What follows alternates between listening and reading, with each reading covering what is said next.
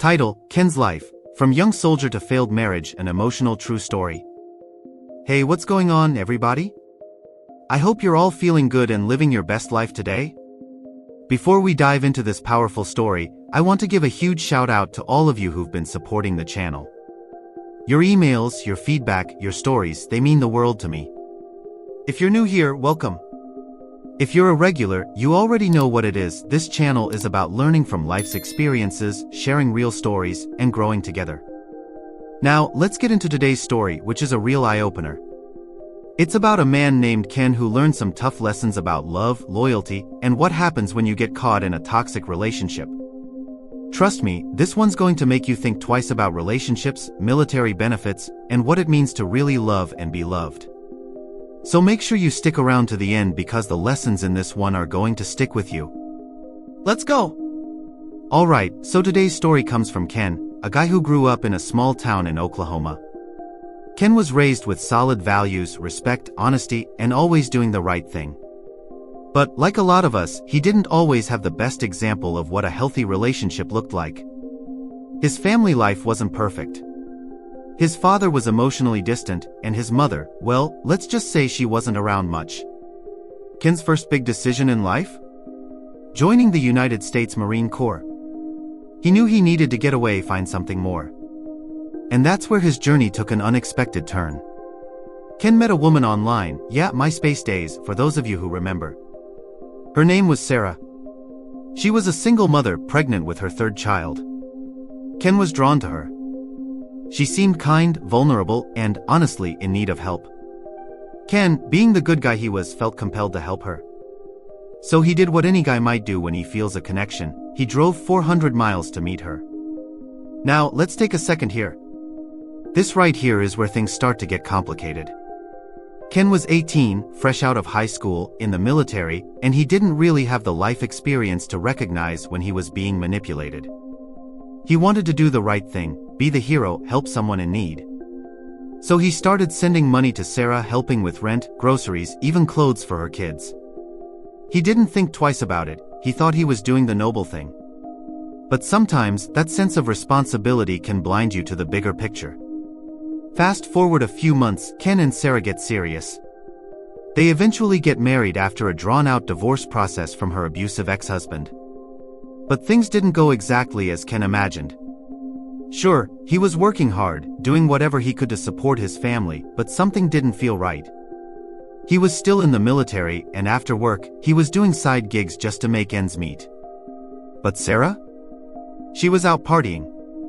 Dressing up like she was going to the club, spending money on clothes and makeup, and yeah, even working as a stripper at a local club. Now here's the kicker, Ken asked her about it.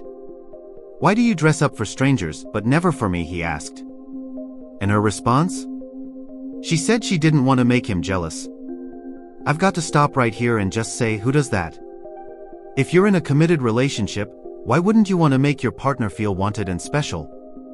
But what did Ken do? He ignored the red flag. Why? Because he loved her and he didn't want to believe the worst. This is a classic example of when love, or what you think is love, can cloud your judgment. We've all been there. Now, I want to point out something really important here. Sarah was not being forced into any of this. She was making her own choices. But Ken? He had this idealized vision of what his relationship should be.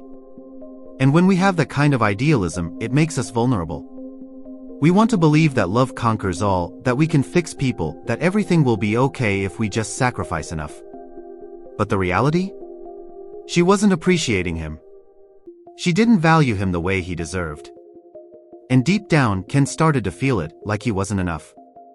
He was doing all the right things, but he was getting nothing back. Here's where I want to share some personal thoughts.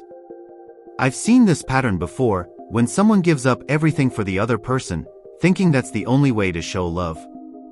But here's the truth, love is not about sacrificing yourself to the point where you lose your identity, your dignity, and your sense of self-worth. Ken was working himself into the ground, but Sarah was taking advantage of that. She was getting exactly what she wanted: financial support, a roof over her head, and military benefits.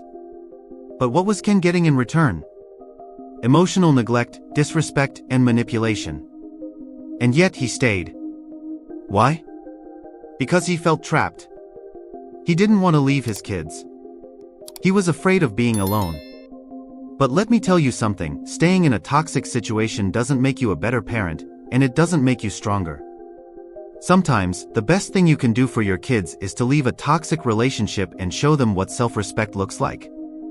And it gets worse. Ken soon found out that Sarah wasn't just neglecting him emotionally, she was cheating on him. Multiple times. She even pushed him into a swingers lifestyle, asking him to open up their marriage, even though Ken wasn't comfortable with it. He wasn't a man who believed in that lifestyle, but he was so emotionally invested that he went along with it just to keep the peace. At this point, Ken had hit rock bottom.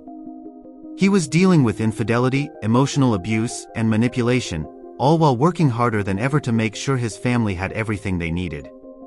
But Sarah? She wasn't interested in making it work. She was only interested in what he could provide. And that's a huge wake-up call. Now here's where things turn around for Ken. After years of frustration, confusion, and emotional pain, he discovered the Red Pill community. If you're unfamiliar with it, the Red Pill philosophy is all about understanding the harsh truths of human nature, especially in relationships. It's about realizing that, sometimes, people will manipulate you, take advantage of your good nature, and leave you empty-handed. When Ken discovered this philosophy, something clicked for him. He realized he had been living in a fantasy where love and sacrifice should have been enough to fix everything. But it wasn't. The truth was harsh, but it was freeing. He understood that Sarah had used him for his benefits, and that love alone wasn't going to fix the problems in their relationship. He finally found the courage to leave. It wasn't easy. He was terrified of being alone, but he knew deep down that staying was worse. He started focusing on himself, on his own growth. He got back into shape, found a job he loved, and started dating again, this time, with a much clearer understanding of what he wanted and needed in a partner. So what can we learn from Ken's story? Here are a few key takeaways. 1. Know your worth. Don't ever let someone convince you that you're not enough. No one should be with you just for what you can provide, whether it's financial stability, emotional support, or military benefits. You deserve love, respect, and appreciation just as you are. 2. Trust your instincts. If something feels off, it probably is. Red flags don't disappear if you ignore them. Trust yourself enough to walk away from unhealthy situations. 3. Set boundaries. You can't fix someone who doesn't want to change. Setting boundaries in your relationships is not just healthy, it's necessary. Don't be afraid to protect your emotional well-being. 4. Prioritize yourself. You can't pour from an empty cup. Prioritize your own needs, your own happiness. No one else will do it for you. 5. Don't be afraid to walk away. Leaving a toxic relationship is hard, but sometimes it's the best thing you can do, for yourself and for your kids. Show them what self-respect looks like. Show them that you're worth fighting for. Alright, that's all I've got for today. I hope Ken's story really resonated with you and gave you some valuable lessons to carry forward in your own life. If you're struggling with something similar, I want you to know that you're not alone. Don't be afraid to reach out, and always remember, your worth is never tied to how much you give to someone else. If you have a story you want to share, or if you need advice, you can reach me at Lessons from Life. And remember, no matter what you're going through, you're stronger than you think. Stay strong, stay true to yourself, and I'll see you in the next video.